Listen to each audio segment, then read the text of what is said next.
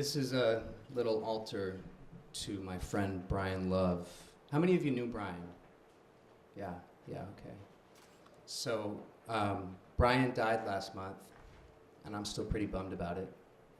But I'm really honored to be able to pay this little tribute to him and share my Brian story, my Brian Love story. Okay, 2 minutes of background on me. I'm somebody who, like a lot of you, I think, here, was like basically born knowing I'm here on a mission, I have a calling, I have a purpose, and I've pretty much been driven by uncovering that like my entire life. When I was 19, I started praying this prayer, this crazy, crazy prayer that changed everything. It was really like a 3-part prayer. It was every morning, God, make me wise. Like, I want to be the wisest motherfucker, you know, like as wise as you see fit. Number 2, I want to see reality how it really is. Like, I know we're in the Matrix here, just show it to me, you know, show me actual reality. I would beg for that. And then when the movie The Matrix came out, I'd be like, just make me like Neo in The Matrix, you know. And then number 3, I would say, God, like, I want to achieve my highest possible potential in this life. Please help me do that. And then I would usually add, I don't care what the cost is, which, like, looking back at some of the things I've been through, I think might have been a mistake. I don't know. And so when I was in my early 20s, this prayer started getting answered in the form of psycho-spiritual events, all kinds of paranormal stuff, spirit guide visitations, like UFO encounters, prophetic visions, the whole thing.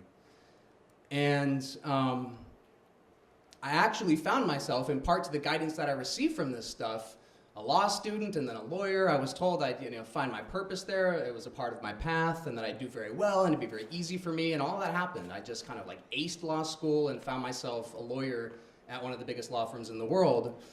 And about a year in, I woke up and kind of looked around, and I was like, wait a minute, like, I thought my purpose was going to be here. Like, what's going on? I sort of felt like I'd maybe been tricked, and that I had like stupidly sold myself to the system. And so I started calling out again, and the visions came back, because I hadn't had them in a while. And this time they really came back with a vengeance. And for a number of years, I was really living this like double life. I was like going to work during the day. I was this, legal bulldog type. I rocked the suit and tie, did my best lawyer impression. And then at night, I was like this multi-dimensional shamanic initiate who was just digging as deep as I could into this stuff, entertaining these visions, going deeper and deeper down the rabbit hole.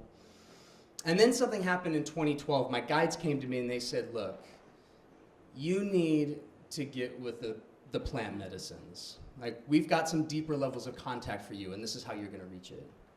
So I said, all right, fair enough. I've always been game for whatever. And so I started getting into the plants. And as promised, it took me to some other level shit.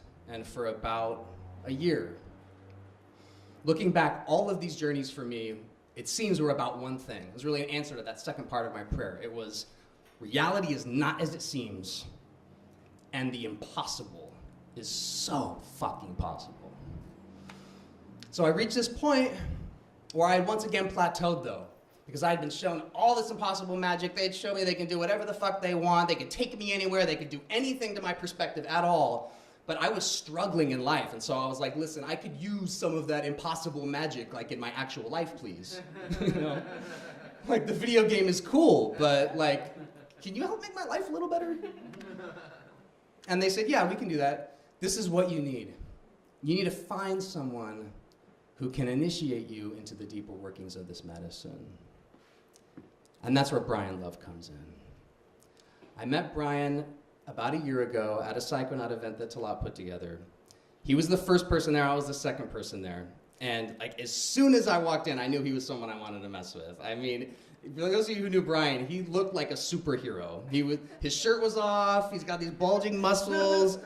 He had this necklace, this big cross made out of copy vine. He had this like leather utility belt full of various entheogenic goodies. He's passing out when like Talat isn't looking, and he was just crazy. And he was a total character too. He was super brilliant. He spoke a mile a minute, and like half of the words he used I'd never even heard in my life. But he was like an expert in shamanic ethnopharmacy, the plants, chemistry. He was a genius. He knew the classics. He was a novelist. This is his book, actually. And I took to him immediately, and I started telling him like what was going on in my life and what I was looking for. And in so many words, he was like, yo, dude, like, I'm your man. Like, you're looking at the guy. So within a week, Brian is at our house. He's there 2, 3, 4 days a week for months. And it was just, I mean, it was a literal answer to a literal prayer. This guy was like my own private Terrence McKenna, showing me everything I needed to know about this stuff. And he would really appreciate me saying that, by the way, because Terrence was his hero, for those of you who know him. He was Terrence to me, and we hung out, and we watched a lot of Terrence, we listened to a lot of Spangel, and worked with the medicine, and just formed a really great partnership and a really beautiful friendship. And I was so grateful for all of his knowledge and everything that he was showing me, that my wife Elizabeth and I, we just really tried, like, in return, to just heap blessings on him and just pour unconditional love into him. Because the thing about Brian was, like a lot of us, he was a warrior of the light, but he was a pretty wounded warrior. He was really guarded, and he was on the front lines of the love revolution, constantly giving and showing his love to a world that, I don't know, always showed him a whole lot back.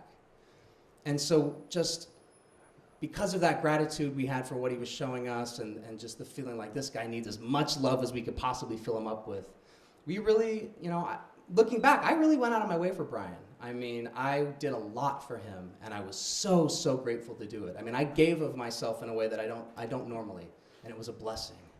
It was a huge blessing. So after a few months, Brian had to go back to the East Coast, and we kept in touch, and we were planning on getting back together. In fact, he was going to come out this June, and I've been actually for the last few months trying to figure out a way to get him back sooner. I was like thinking maybe I could figure out some way to pay for him to rent a room nearby. I mean, I was really looking forward to working with him again. Really looking forward to working with him. And just having him in my life. So I was devastated when Talat called me actually and was like, yo, have you seen Facebook? I'm like, no, dude, I don't have Facebook. And he said, well, it looks like Brian passed. I mean, I was like, even that week, I probably talked about Brian to everybody I encountered. It was like, oh, there's this guy, this crazy alchemist. I can't wait to meet him again. I was really feeling like he was going to come back out, and we were going to do some more work together. So it took me a few days to kind of get out of the shock of it. And then something really awesome happened.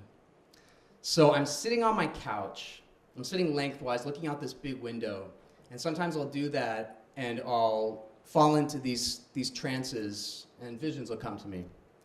So I'm sitting there, and at first Brian just enters my consciousness. I'm just thinking about him.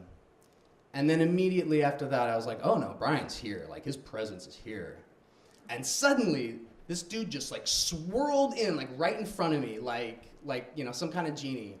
And I'm telling you, if Brian Love looked like a superhero in the physical realm, dude was like Super Saiyan in the next realm, seriously. I mean, he was like rocking this flowing, like multi-dimensional, multicolored cloak of armor.